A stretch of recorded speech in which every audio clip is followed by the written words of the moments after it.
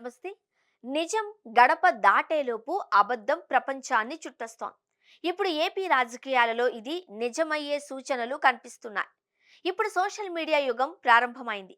ఉన్నది లేనట్లు, లేనిది ఉన్నట్లు చెప్పడానికి ఇది ఎంతో ఉపయోగపడుతుంది. ప్రధానంగా ఆంధ్రప్రదేశ్ రాజకీయాలు రానున్న కాలంలో మరింత వేడెక్కనున్నాయి. సోషల్ మీడియా వేదికగా ఒకరిపై ఒకరు దుమ్మెత్తి పోసుకోవడం గ్యారంటీగా కనిపిస్తుంది.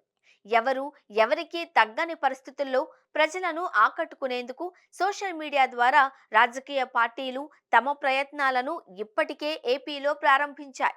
ఉదయం నుండి రాత్రి వరకు ఏ అంశంపై సోషల్ మీడియాలో పోస్టు చేస్తారో, ఎవరిని లక్ష్యంగా చేసుకుని పోస్టులు పెడతారు అన్నది రాజకీయ నేతలకు టెన్షన్ పట్టుకుంది. ఒక రకంగా ఏపీలో సోషల్ మీడియా వార్ నడుస్తుంది అని చెప్పాలి. అధికారిక టీడీపీ కూటమితో పాటు విపక్ష వైసీపీ కూటములు ఎవరికి వారు ప్రత్యేకంగా తమకంటూ సోషల్ మీడియా టీంలను ఏర్పాటు చేసుకుని అవతలి వారిని ఇబ్బంది పెట్టే విధంగా పోస్టులు పెట్టడం గత కొద్ది రోజుల నుండి ప్రారంభమైంది. ఎన్నికలు ఇప్పుడే లేకపోయినప్పటికీ సోషల్ మీడియా వేదికగా అధికార విపక్షాల మధ్య వార్ మొదలైంది అనే చెప్పాలి.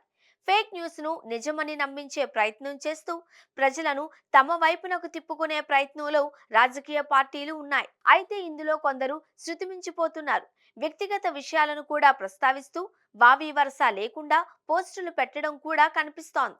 దీంతో ఇటీవల కాలంలో అధికార పార్టీ సోషల్ మీడియాలో అనుచిత వ్యాఖ్యలు చేసే వారిపై చర్యలను ప్రారంభించింది. విపక్ష పార్టీ అయిన వైసీపీకి చెందిన సోషల్ మీడియా కార్యకర్తలపై ఇప్పటికే అనేక మందిపై కేసులు నమోదయ్యాయి. అలాగే అనేక మంది అరెస్టు కాగా చాలా మందికి నోటీసులు జారీ చేశారు.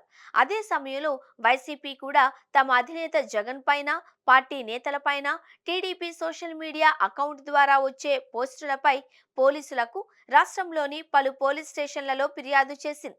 అయితే ఒకరినొకరు పోలీసులకు ఫిర్యాదు చేసుకుంటున్నప్పటికీ పోస్టులు మాత్రం ఆగడం లేదు. వైసీపీ అధినేత జగన్ కూడా తనను ముందుగా అరెస్టు చేయాలి అని, వైసీపీ సోషల్ మీడియా కార్యకర్తలకు పార్టీ అండగా ఉంటుంది అని, అవసరమైన న్యాయ సాయం చేసేందుకు సిద్ధంగా ఉంది అని ప్రకటించి మరింత రెచ్చిపోయేలా చేశారు. ఇచ్చిన హామీలు అధికార పార్టీ అమలు చేయడం లేదు అంటూ వైసీపీ సోషల్ మీడియా యాక్టివిస్టులు పోస్టులు పెడుతున్నారు. అదే సమయంలో జగన్ అదానీ సంబంధాలు, అవినీతి కార్యక్రమాలు అంటూ టీడీపీ సోషల్ మీడియా కార్యకర్తలు పోస్టుల మీద పోస్టులు పెడుతున్నారు.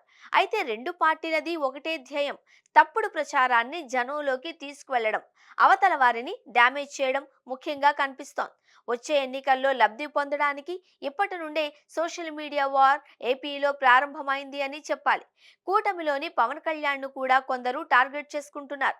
ఇలా మొత్తం మీద ఏపీలో సోషల్ మీడియా వార్ ముదిరి ఏ దారికి తీస్తుందోనని ఆందోళన ఇరు పార్టీల నేతల్లోనూ నెలకొంది. కానీ రాజకీయ పార్టీల అధినేతలు ఆదేశిస్తేనే ఈ సోషల్ మీడియా వార్ కు తెరపడుతుంది అని చెప్పొచ్చు.